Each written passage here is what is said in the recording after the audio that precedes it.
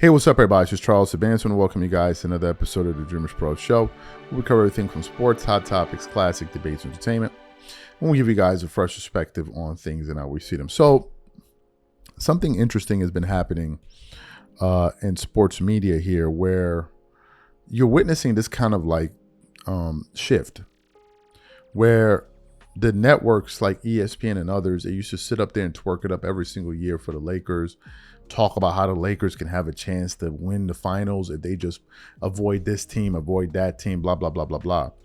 Ever since the departure of LeBron, they've essentially turned on them, right? Now, all of a sudden, we even did a show where Malika Andrews was talking about the Lakers could be a play-in team. Can you imagine?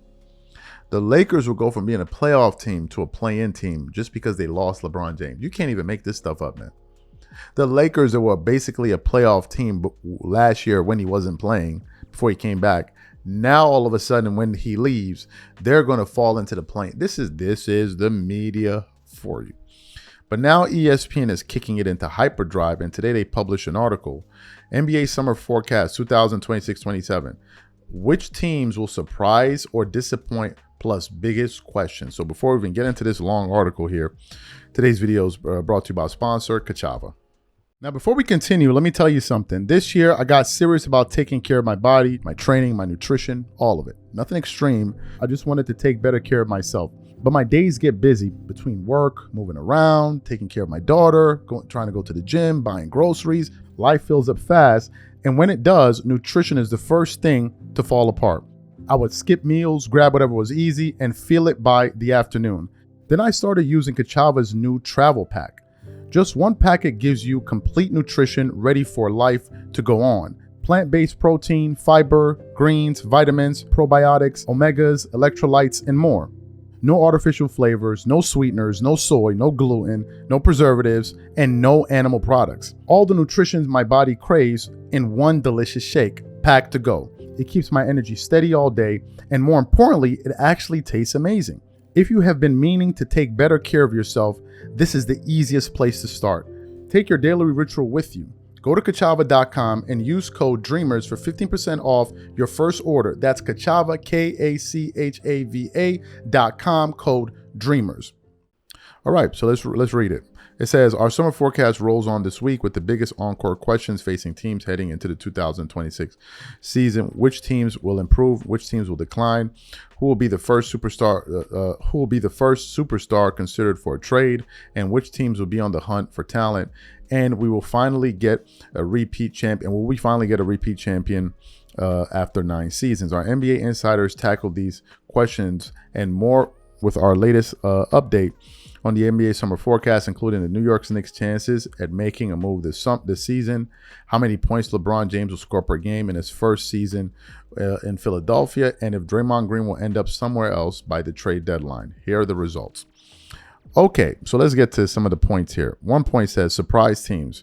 Which teams will make a major leap? You have the Indiana Pacers, the Utah Jazz, the Washington Wizards, the Dallas Mavericks, the Philadelphia 76ers, Atlanta Hawks, Hornets, and Trailblazers. And then it goes disappointing teams. Which teams will take a tumble this season? At number 1, they have the Los Angeles Lakers, and they attributed 32 points to them. Then you have the Detroit Pistons, the Golden State Warriors, the Miami Heat, and the Boston Celtics. There's no potent formula, for disappointment in the NBA than the weight of expectations combined with an organizational standard for perennial championship contention. Let's go through it. That's the scenario facing the Lakers and the Heat next season, with LA building out its team to fit specifically around 27-year-old superstar Luka Doncic, and Miami landing its next face of the franchise, Giannis Antetokounmpo. If LA can't build on its last 2 50-win seasons, the team's handling of LeBron's exit, what did I tell you, will be called into question all over again. What did I tell you? This is what is informing this. And if the Heat can't make a playoff run, the 3 first-round picks in young talent like Khalil Ware, included in the deal with the Milwaukee Bucks, will be re-examined. The other, and then it just goes into a few other things there. So, what are my thoughts about this? I just want to state it from the onset. I'm going to give you guys my initial impression of what I just read. This is all total nonsense. These guys are coming up with point. This is absolute perfect bull. These are people that like to consider themselves smart, so they come up with metrics that they can work around, like frameworks that they can now work their brains around to now use as systems to evaluate teams and forecast into the future. It's all ESPN is always wrong when it comes to this kind of stuff. This is the same company that had their analyst Kendrick Perkins on TV talking about the year that the Lakers got Russell Westbrook, they would win 70 games. That's ESPN. ESPN has made a ass clown of itself year in and year out, and this is going to be another reason. Even if you listen to what I read, there's nothing of substance that they lean towards. They didn't speak about chemistry. They didn't talk about defense. They didn't talk about fit. They didn't talk about anything whatsoever. Competition in the West, nothing. They just think that, oh, if the Lakers don't figure it out, we'll re-examine the LeBron trade. Like as if we haven't watched 7 straight years of ineptitude from the Lakers with LeBron on the team. Do these ESPN reporters, do they remember what the Lakers playoff record was for 3 years in a row prior to landing Luka Doncic? LeBron had a 2-12 playoff record. Let me say that one more time. I think Luka was even there. 2-12 playoff record. 2-12. LeBron has a losing record as a Laker and a losing playoff record. So we're going to reevaluate them if they lose again? I'm confused. We've watched them lose with him. So if they lose without him, what's the change? This is what these people are just covering up for him. And it's so obvious. And for whatever reason, I don't know why ESPN still feels like they're pulling the wool over young. Like, guys, look, you guys no longer control the media to the point where whatever you guys say is gospel. There are other voices out here making content to push back on this nonsense. Who are you guys fooling with these arbitrary parameters that you guys are setting to say what's going to make a good team and what's going to make a bad team? The Lakers had a fantastic offseason. Fantastic. So I don't know what you guys are talking about. If maybe you thought a better solution would have been to give someone that's 42 years old max or mid-level money to come play for the team after we've already seen how him, Luke, and Austin Reeves play together.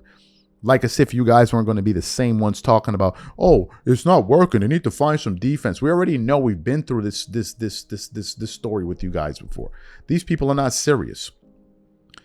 And they have an issue because the Lakers decided to move on with their own franchise. But I have a surprise for you. I think the Lakers are going to be good. I think they're going to be really, really good this season. And I think they're going to be a top 4 seed in the Western Conference. I sincerely believe that. And then all of these people are going to look like jackasses and idiots. They're trying to say the delta between the Lakers being a great team and them being a disappointment as LeBron James. Get the hell out of here with that nonsense. Not when we just watched them lose the last 7 years. That's why I chuckled when Richard Jefferson said, oh, Lakers are going to have an interesting 5 years. Like, so what were the last 5 years, Richard Jefferson? What were they? Help me figure out, what did the Lakers do over the last 5 years? Nothing. Like, knock it off with your nonsense and your propaganda. These are my thoughts.